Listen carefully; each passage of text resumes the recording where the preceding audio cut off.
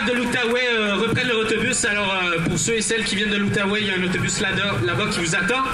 Sinon, on accueille pour terminer Jeanne Reynolds, co-porte-parole de la classe.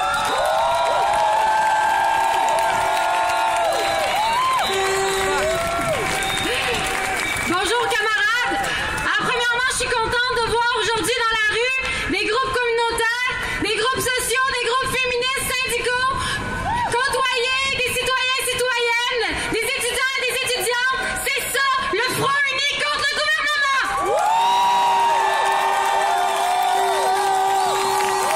Nous sommes tous rassemblés aujourd'hui pour démontrer encore une fois au gouvernement que même si nous amorçons une 9e semaine de grève, même si nous sommes victimes à tous les jours de répression politique et policière, même si notre mouvement est discrédité à droite et à gauche, surtout à droite en fait, même si on force le retour en classe, nous disons une fois de plus non à ce gouvernement corrompu qui ne cesse de prendre des décisions antisociales dans l'intérêt des grandes corporations et du patronat.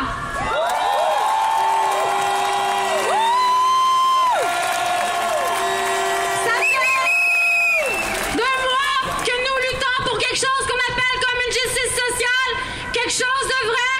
Ça fait 2 mois. Il faut pas avoir peur d'en faire 8 comme au Chili si nous croyons que le sacrifice individuel apporte quelque chose de bien plus grand.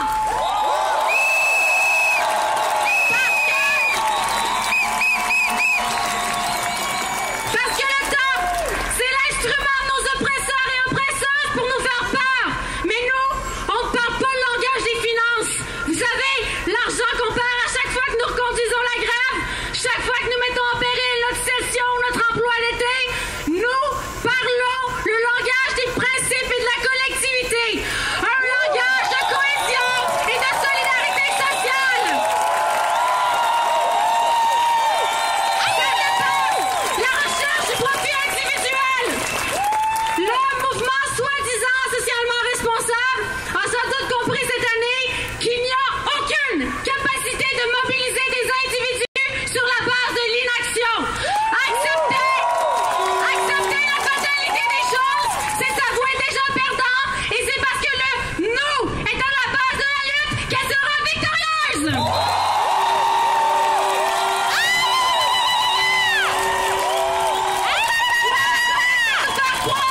La mobilisation ne s'essouffle pas. Nous avons peut-être les joues rouges de courir devant les matraques, mais maintenant que nous avons découvert l'arrogance de nos dirigeants, des dirigeants et les systèmes mis en place pour nous faire croire à une certaine démocratie, nous serons en lutte perpétuelle. Partout où on nous dira que la décision est prise, nous leur répondrons ainsi. Quand l'injustice devient loi, la résistance est un devoir.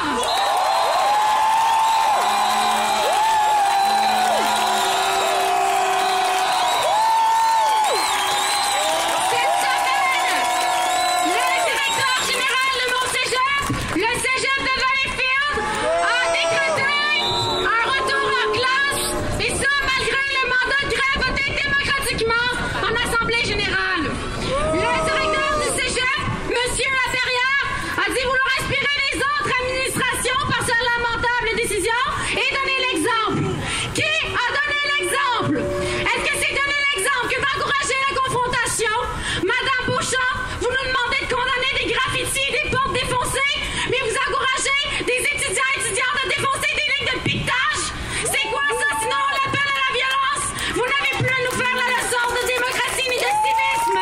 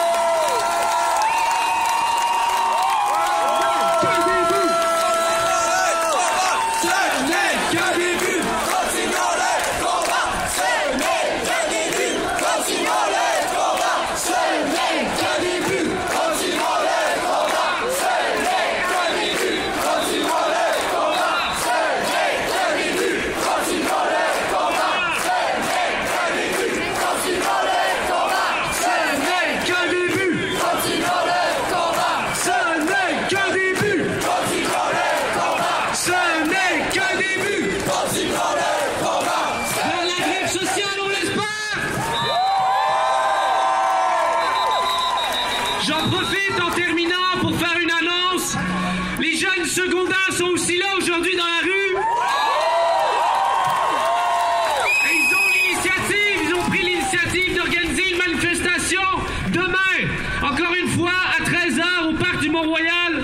Alors, on vous invite à les rejoindre pour cette grande manifestation contre la hausse des frais de scolarité.